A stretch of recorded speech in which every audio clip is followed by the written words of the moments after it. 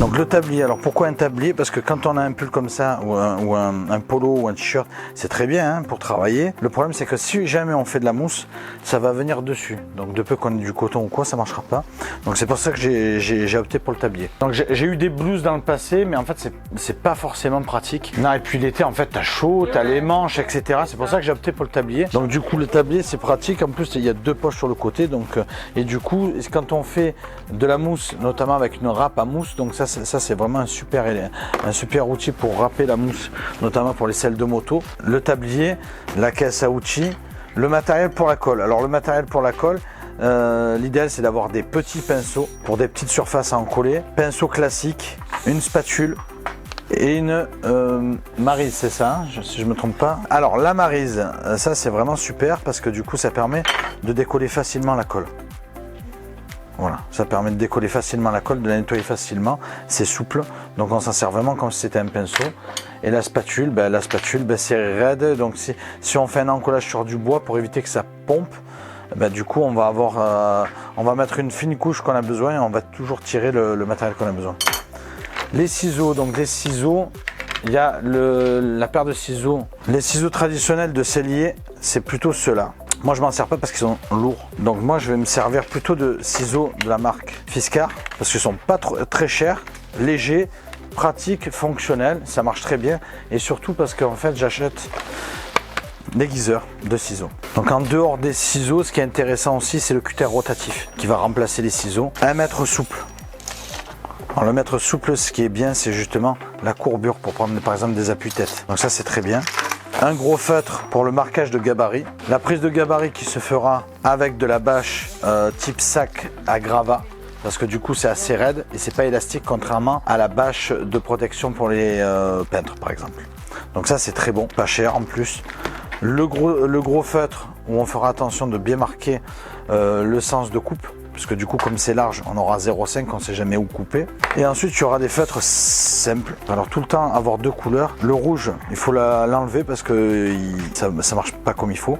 Donc il faut avoir d'autres couleurs, le vert ou le bleu avec du noir. Feutre fin, ça sera essentiellement la mousse. Du crayon généralement du 4B, rayon gras. Là moi je rajoute du feutre effaçable. Alors le feutre effaçable ça va être bien pour la nomenclature. Les élèves disposent d'une nomenclature pour valider les étapes de fabrication de leur ouvrage. Il va avoir un stylo mine d'argent. Le stylo mine d'argent, ça permet de faire des traits pour suivre les traits à la couture, comme par exemple le côtelet. Réaliser des côtes comme ici, c'est possible. Et généralement, en fait, il y a eu...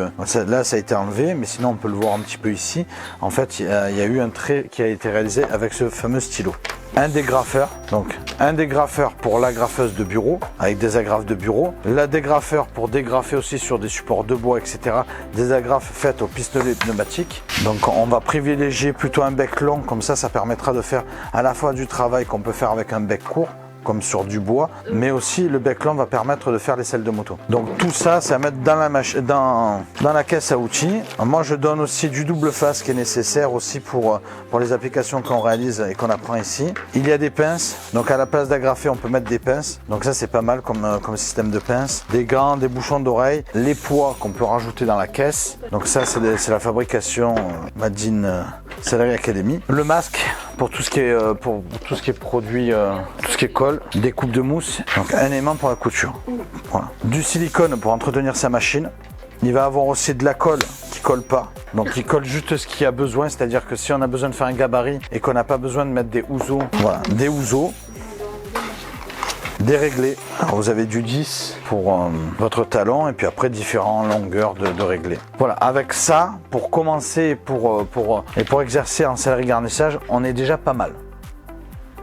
Forcément, la graffeuse, ça va marcher aussi avec un compresseur. Donc, on n'a pas besoin de cuve. On peut prendre un compresseur petit, d'ailleurs pour ça. Avec ça, vous avez vraiment du matériel bien. Bien évidemment, après, le matériel de démarrage, il comportera une équerre et différentes règles de mesure jusqu'à 2 mètres pour pouvoir tracer, couper et coudre. Il y a ce dernier outil que j'ai pas dit. Donc ça, c'est pour les agrafes net-port, c'est pour les voitures. Voilà. Donc là, il y a des agrafes net-port et ça, c'est une pince cochon.